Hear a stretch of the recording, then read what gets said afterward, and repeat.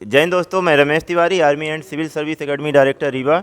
आप सबको स्वागत है। आज बहुत ही सौभाग्य है, हमारा टाइम है, हमारे कोचिंग का टाइम है और रीवा संभाग, रीवा शहर अपने देश का एक बहुत ही अच्छी एक सौभाग्य का दिन है कि आज हमारे बीच में साइंटिस्ट मिस्टर उसमें नटराजन साहब आए हुए हैं और हम आज जानेंगे कि खगोल शास्त्र, इस ब्रह्मांड का अध्ययन क्या है, हम ब्रह्मांड को के बारे में कितना आसान भाषा में हम जान पाएंगे कि ब्रह्मांड की उत्पत्ति कैसे हुई और ब्रह्मांड में कौन से ग्रह कैसे दिखते हैं, क्या उनका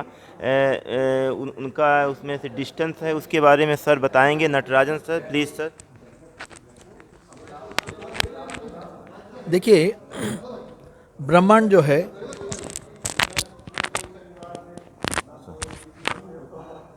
ये बात ऐसी है कि ब्रह्मांड जो है बहुत विशाल है और ब्रह्मांड में हम लाखों गैलेक्सीज होते हैं। गैलेक्सीज माने तारों का गुच्छा को हम गैलेक्सी कहते हैं। हिंदी में इसको कहते हैं मंदाकिनी या तारा विश्व, उर्दू में इसको कहते हैं कहकशां। तो हमारी गैलेक्सी का नाम है मिल्की वे गैलेक्सी। तो हमारे मिल्की वे, हमारे ब्रह्मांड में या हमारे यूनिवर्स में टोटली कम से कम 30 मिलियन गैलेक्सीज है।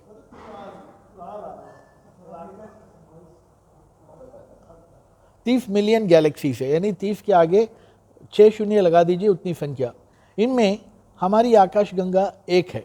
अभी हम हर एक गैलेक्सी में कम से कम 300 से 400 अरबों तारे हैं और हमारी आकाशगंगा में कम से कम 250 अरब तारे हैं।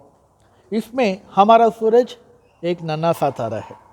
अभी सूरज के आसपास 8 ग्रह घूमते हैं, जिनमें हमारी पृथ्वी एक। पृथ्वी में बहुत सारे देश हैं, जिसमें हिंदुस्तान या भारत में बहुत सारे शहर हैं, जिसमें रीवा है, जिसमें आप और हम एक है। यानी हमारा स्थान इस विशाल ब्रह्मांड में महासागर की बूंद की तरह सचमुच छोटा ही है। इसलिए खगोल विज्ञान से हमें ये प्रेरणा मिलती है कि हमें हमेशा नम्र रहना चाहिए, क्योंकि हमारी तुच्छता इतनी कम है तो हम अपने आप को गर्व महसूस नहीं करना चाहिए। लेकिन मानव जाति ऐसी जात है जो ब्रह्मांड की विशालता को समझ सकती है। तो अभी सूरज जो है सबसे करीब का तारा है, सबसे नज़दीक का। जानते हैं कितने नज़दीक है? ये हमसे लगभग 9 करोड़ 30 लाख मील की दूरी पर है और इस तारे से प्रकाश को हम तक पहुंचने के लिए 8.25 मिनट लगता है। यानी जो प्रकाश आप अभी देखते हैं वही प्रकाश सूरज से 8.25 मिनट पहले ही निकल चुका है और प्रकाश की रफ्तार है 3 लाख किलोमीटर प्रति सेकंड। इस रफ्तार से भी प्रकाश को सूरज से हम तक पहुंचने के लिए 8.25 मिनट होता है। यानी जो प्रकाश आप अभी देखते हैं वही प्रकाश सूरज से 8.25 मिनट पहले ही निकल चुका है। और सूरज से प्रकाश हमें कैसी मिलती है ये भी जान लीजिए। देखिए, सूरज के भीतरी वाले हिस्से को हम कहते हैं कोर और यहाँ का तापमान है लगभग 1 करोड़ 40 लाख डिग्री सेंटीग्रेड। तो आप अनुमान लगा सकते हैं कि कितना गर्म है, आप राख हो जाएंगे। तो इस कोर में हर सेकंड कम से कम 550 अरब टन हाइड्रोजन, 550 मिलियन टन, यानी 550 के आगे 6 शून्य लगा दीजिए, उतना ton hydrogen 500 million ton helium में बदलता है। यानी न्यूक्लियर रिएक्शन बोलते हैं। यानी हर सेकंड में कम से कम सूरज के अंदर 550 मिलियन हाइड्रोजन बॉम्ब फूटता है हर सेकंड में। तब हमें ऊर्जा प्रकाश के रूप में हमें मिलती है। यानी सूरज को हमें प्रकाश देने के लिए कितनी कठिनाइयाँ उठानी पड़ती है।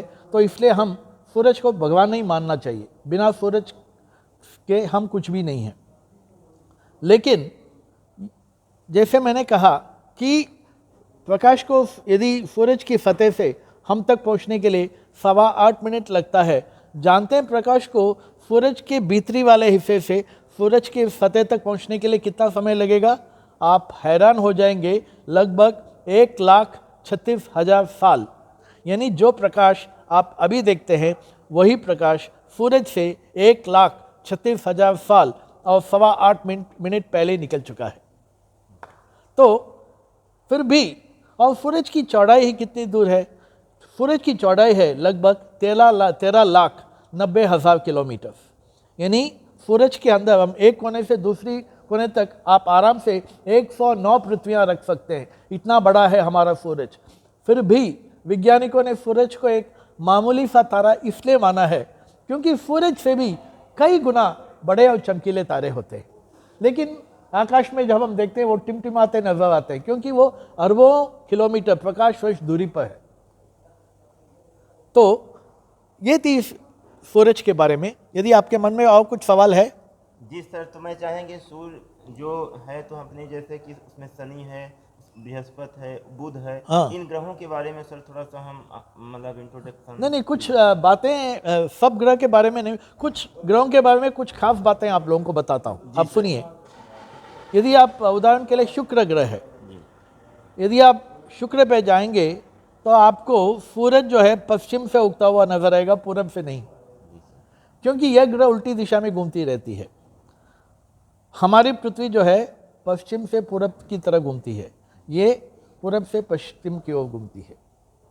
और दूसरी खास बात यह है कि शुक्र का एक दिन हमारी पृथ्वी की 240 दिन के समान है और वहाँ का एक साल सिर्फ 220 दिन के समान है।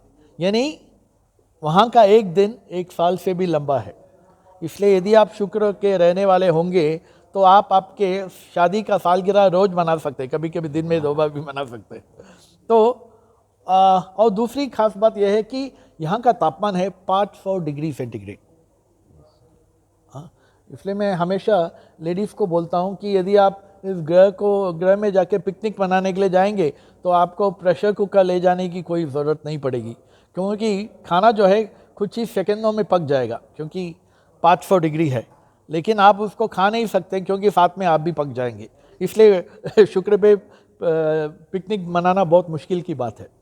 और रह गई हमारी चांद जो है हमारा सबसे करीब का हमारा उपग्रह है, सैटेलाइट है, ये सबसे नज़दीक का है।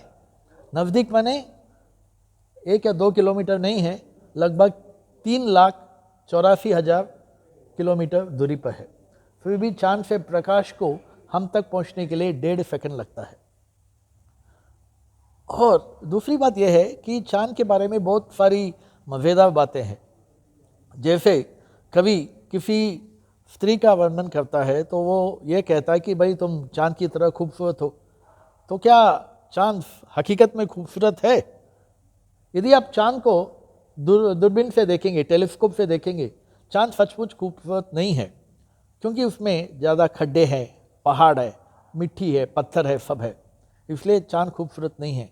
इसलिए गलती से भी यदि किसी ने किसी औरत को बोला कि आप चांद की तरह खूबसूरत हो तो हमें सावधान रहना चाहिए।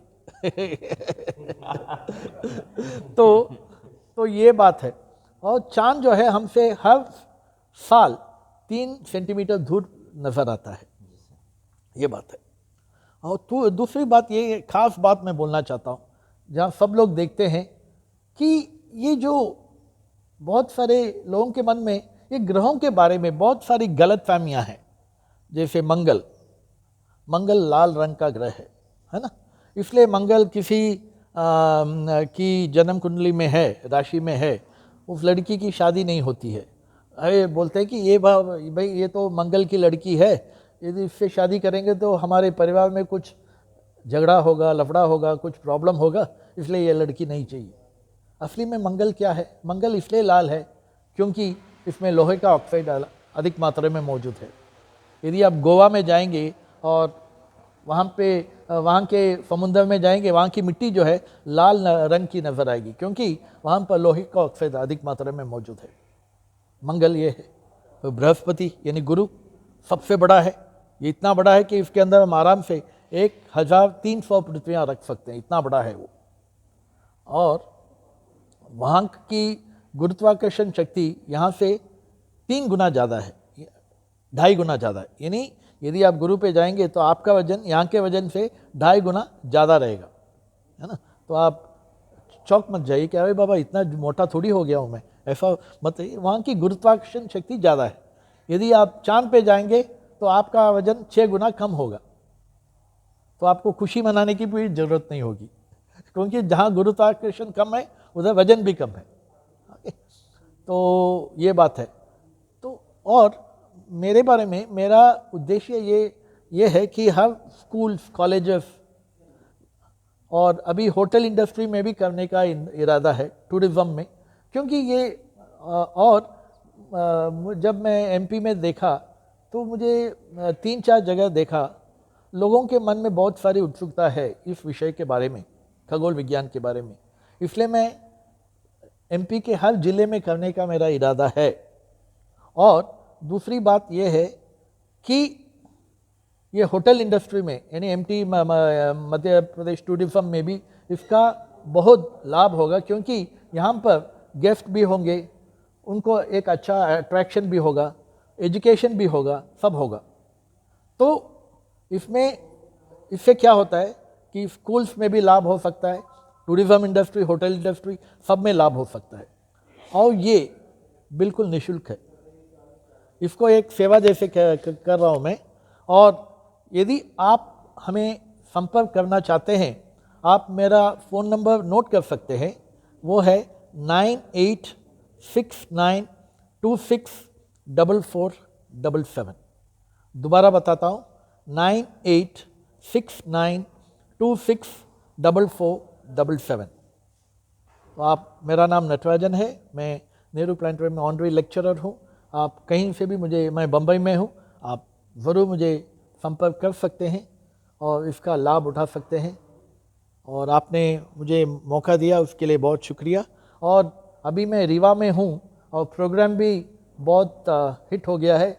इसके लिए 2 कारण है, 3 कारण है। एक तो मौसम अच्छा है, दूसरा कारण ये है कि यहाँ के जिला अधिकारी कलेक्टर साहब ने मुझे अच्छा मौका दिया, आने के लिए आमंत्रण किया, उनके लिए भी धन्यवाद करना चाहता हूँ।